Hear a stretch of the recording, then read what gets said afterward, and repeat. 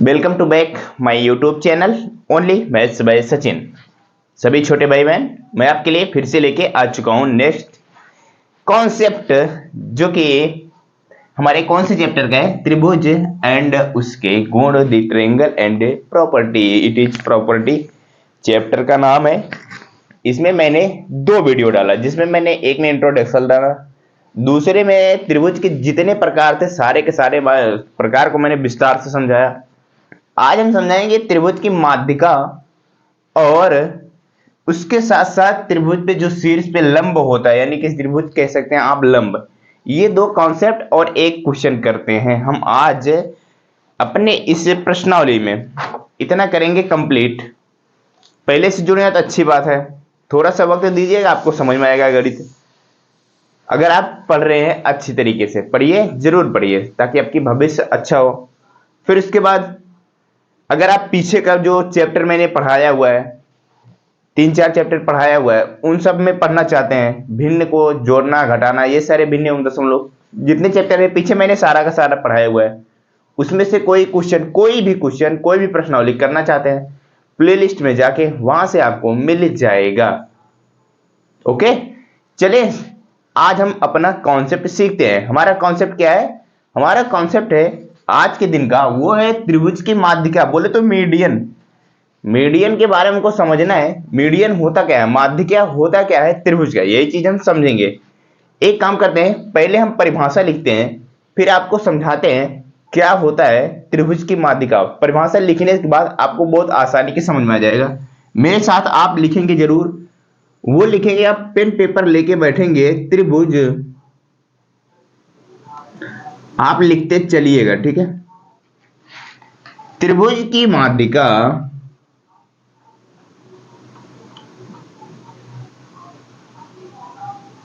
त्रिभुज की माध्यिका एक शीर्ष। मैंने ये सारी चीजें बताई है कि नहीं बताई है, बताओ जरा सा। शीर्ष क्या होता है? इंट्रोडक्शन वाला वीडियो देखियो, उसमें मैंने लिखाया है एक शीर्ष और उस शीर्ष, एक शीर्ष और उस शीर्ष के सामने की भुजा,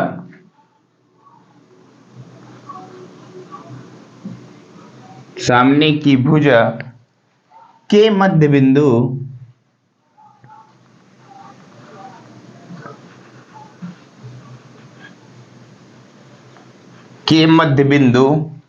से होकर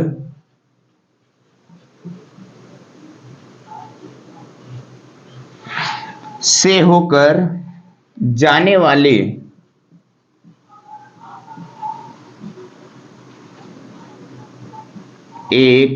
वाले एक सीधी रेखा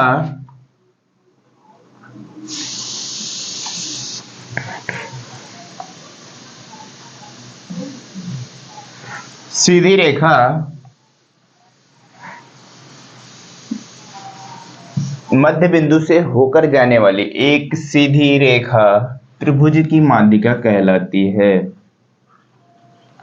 जो वो हमारी सीधी रेखा है ना, वही हमारी क्या है, माध्यिका है। त्रिभुज की माध्यिका कहलाती है।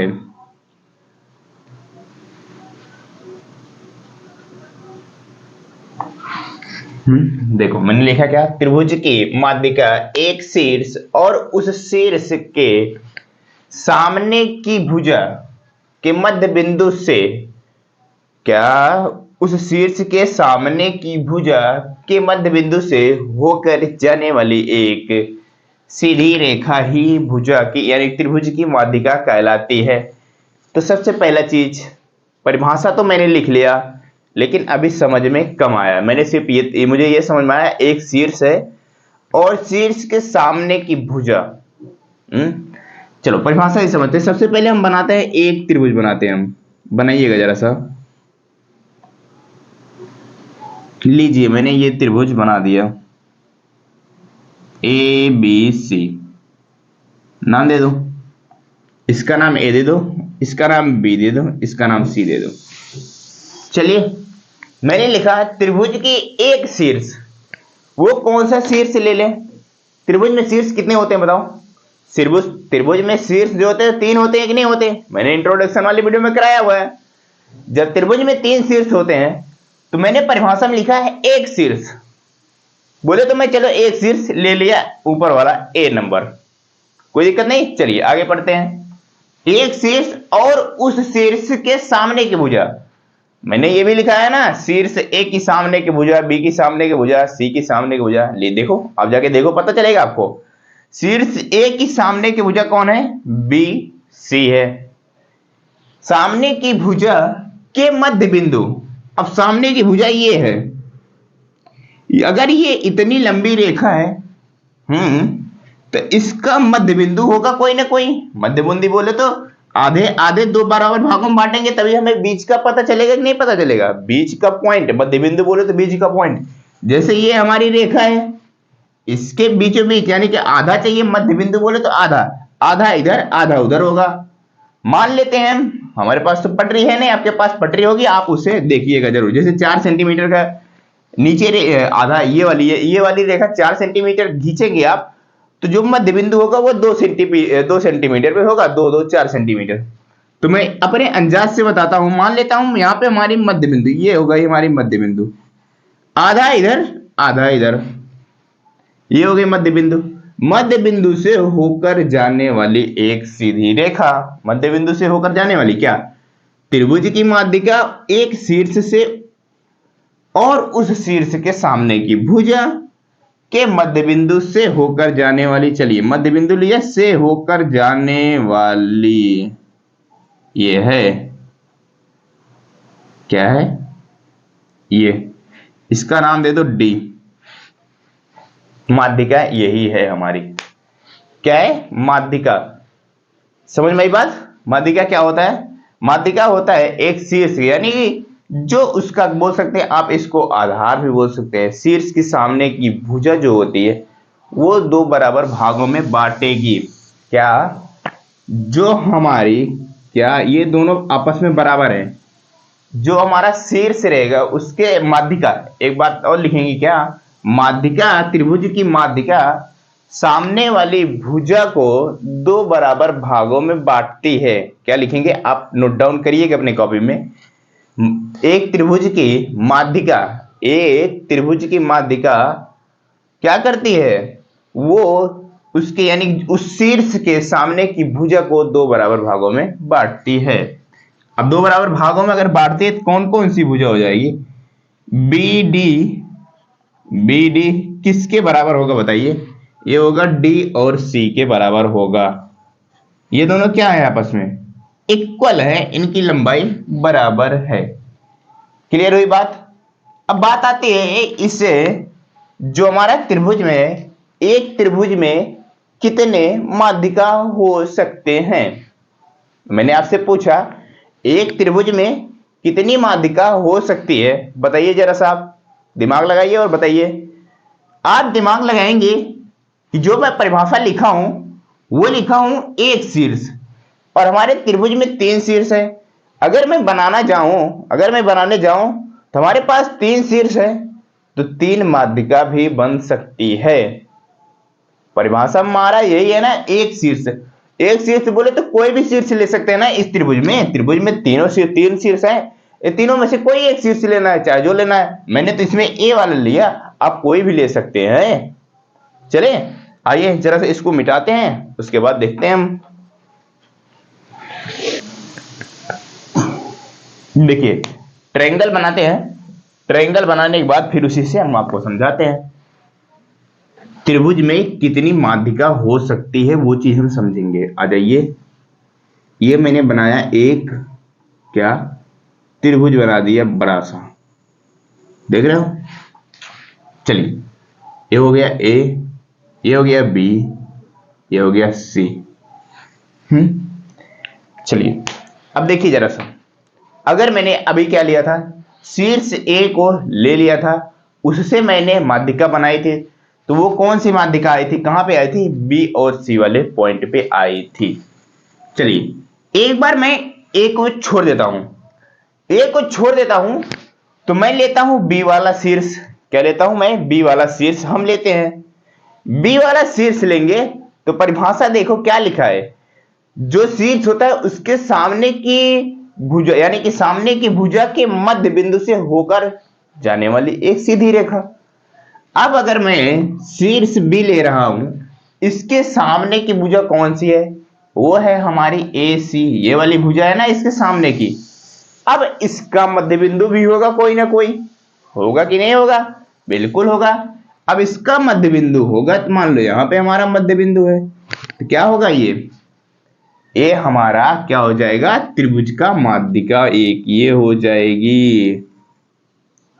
क्या हो जाएगी, त्रिभुज की माध्यिका।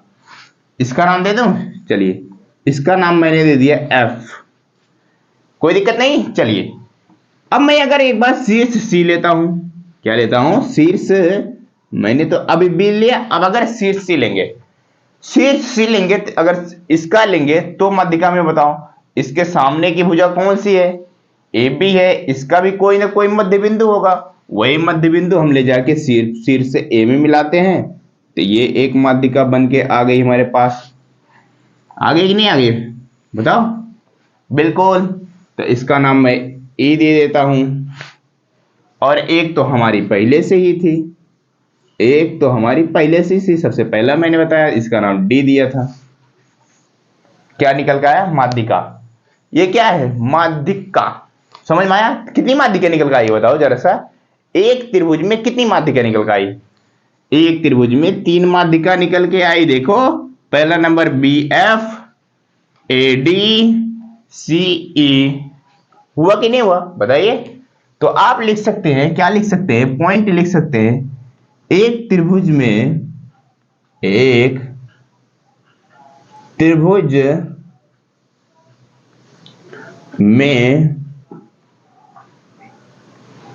3, क्या मेरे भाई, 3 माध्यिका होती है। मैंने दिखाया ना कितनी माध्यिका होती है, 3 माध्यिका होती है। बात क्लियर हुआ कि नहीं, बताइए जरा सा। 3 माध्यिका कौन कौन सी है, लिखना चाहेंगे, लिख लीजिए। पहली माध्यिका हमारी है एडी, इस त्रिभुज में आप त्रिभुज बना लेंगे, ठीक है। और दूसरा है बीई, कोई दिक्कत नहीं है, सॉरी बीई नहीं एफ है ये। फिर उसके बाद है सी और ई, ये क्या है, 3 माध्यिका है। क्या है, एक त्रिभुज में 3 माध्यिका है। और मैंने क्या बताया है कि जो माध्यिका होती है उस शीर्ष के सामने की भुजा को दो बराबर भागों में काटती है। इसका मतलब ये बराबर है और ये बराबर है, ये बराबर है। लिखना चाहेंगे, लिख लीजिए। क्या, ये सारी चीजें आप लिख लेंगे, कैसे लिखेंगे, बी डी आप लिख लीजिए, जरूर काम आएगा ये सब। बी डी इक्वल टू किसके, डी सी के, पहला पॉइंट। दूसरा आप लिखेंगे ये इसके बराबर सी एफ इक्वल टू क्या, एफ ए, ये भी आपस में क्या है, बराबर है। सी एफ इक्वल टू क्या, एफ ए, और ये भी आपस बराबर होगा। बीई इक्वल टू क्या मेरे भाई, बीई इक्वल टू क्या, ई ए। ये आप पॉइंट 3 लिख लेंगे, ये तीनों पॉइंट, ये जितनी चीजें मैंने लिखाई है आप नोट डाउन जरूर करेंगे आप अपनी कॉपी में। तो मैंने आपको क्या बताया, त्रिभुज की माध्यिका के बारे में बताया। कोई डाउट है, बताओ। उम्मीद करता हूं आपको डाउट नहीं होना चाहिए, क्योंकि त्रिभुज की माध्यिका क्या होती है मैंने पहले परिभाषा लिखाया, फिर आपको समझाया। जो होता है शीर्ष, जो होता है हमारा शीर्ष, उसके सामने जो माध्यिका रहेगी ना, वो जो सामने की भुजा जहां से शुरू होगी उसके सामने की भुजा को क्या करेगा, 2 बराबर भागों में काटेगा हर एक माध्यिका। ये चाहे देख लो बी और एफ, ये क्या कर रही है, एसी भुजा को 2 बराबर भागों में बांट रही है। और जो हमारा ए और डी है, ये वाली माध्यिका बीसी भुजा को 2 बराबर भागों में बांट रही है। और जो हमारी सी और ई भुजा है, यानी कि सी और ई रेखा जो है वो किसको काट रही है, वो काट रही है ए और बी को दो बराबर भागों में काट रही है। माध्यिका क्लियर हुआ? बताइए। उम्मीद करता हूं माध्यिका के बारे में खूब अच्छी तरीके से आपको समझ में आया होगा। अब दूसरा कॉन्सेप्ट हमारा वो कौन सा है? दूसरा कॉन्सेप्ट है लंब। क्या? शीर्ष, जो शीर्ष से अगर कोई त्रिभुज में लंब डाला जाए वो, उसके बारे में भी हमें समझना है अच्छी तरीके से। देखो अगली हेडिंग डालो अब। दूसरा जो कॉन्सेप्ट हमारा वो कौन सा है? वो है त्रिभुज के शीर्ष, यानी कि बोले तो शीर्ष लंब, यानी कि त्रिभुज में लंब भी होते हैं। जिस तरीके से माध्यिका होती है उसी तरीके से क्या होते हैं? लंब भी होते हैं। चले समझे ले, चलिए बिल्कुल आ जाइए। तो पहले क्या करें? पहले परिभाषा लिखते हैं ना, फिर उसके बाद परिभाषा लिखने के बाद हम अच्छी तरीके से आपको समझाते हैं। तो मेरे साथ आप परिभाषा लिखेंगे। एक त्रिभुज का, क्या लिखा मैंने? ध्यान से देखो, मैंने क्या लिखा? एक त्रिभुज का। परिभाषा अच्छी तरीके से समझते हैं, फिर उसके बाद समझ में आएगा हमारा त्रिभुज का माध्यिका क्या होता है।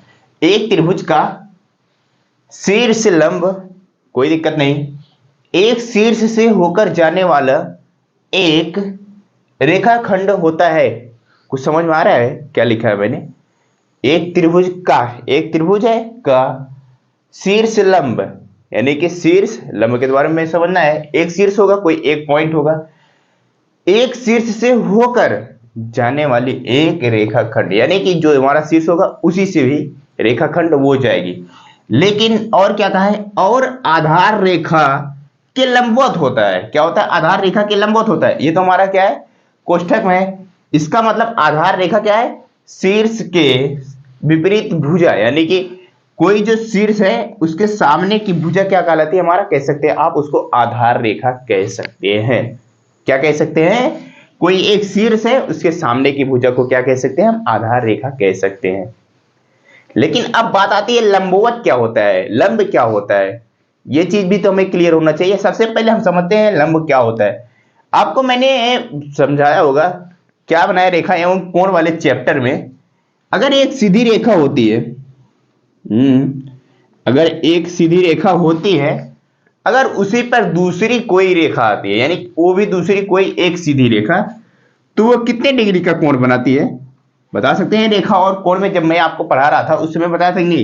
एक सीधी रेखा होती है और उस पर कोई दूसरी एक सीधा रेखी आता है, तो उस पर कितने डिग्री का कोण बनता है? उस पर बनता है मेरे छोटे भाई बहन, वो बनता है 90 डिग्री का। याद है कि नहीं याद है? बताइए।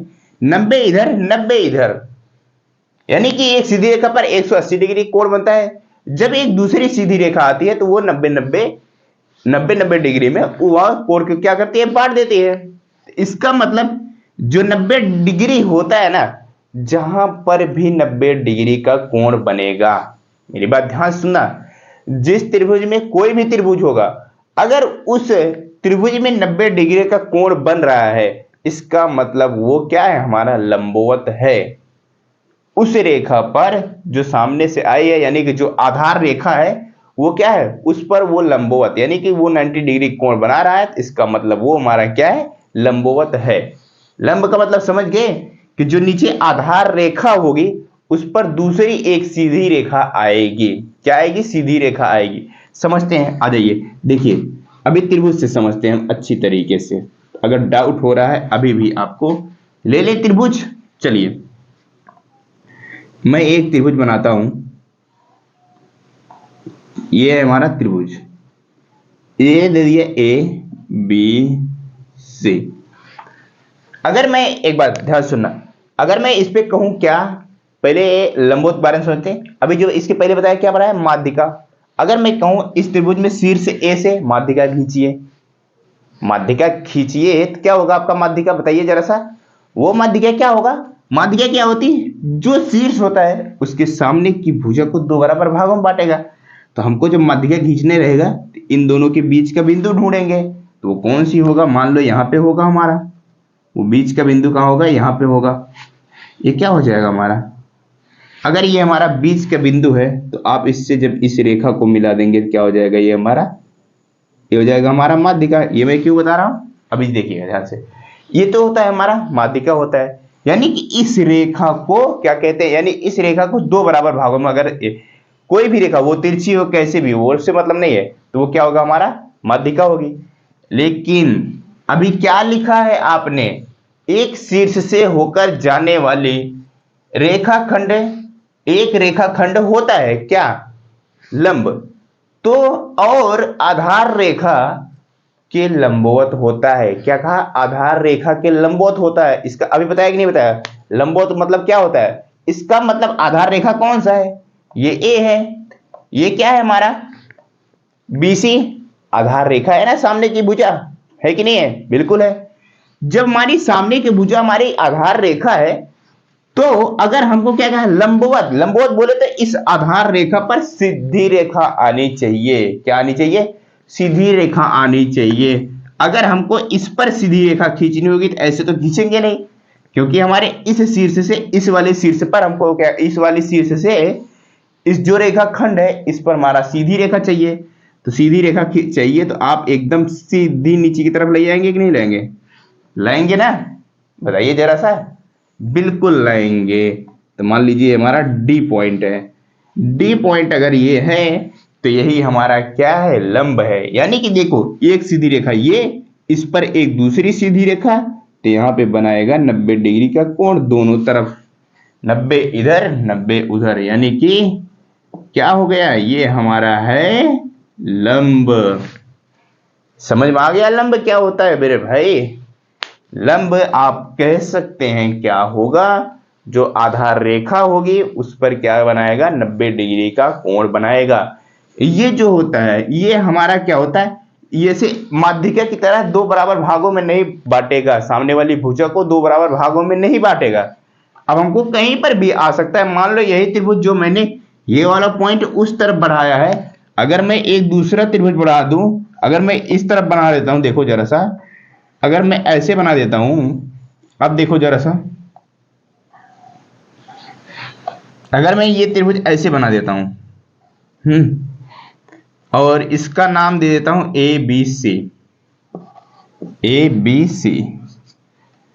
अब बताइए, अगर अब हमको एक सीधी रेखा बनानी होगी तो अगर इस पर लंब डालना होगा, शीर्ष ए से, शीर्ष ए से अगर लंब डालना होगा तो एक सीधी रेखा ही आएगी सामने वाली भुजा पर। तो ये देखिए ये हो जाएगा।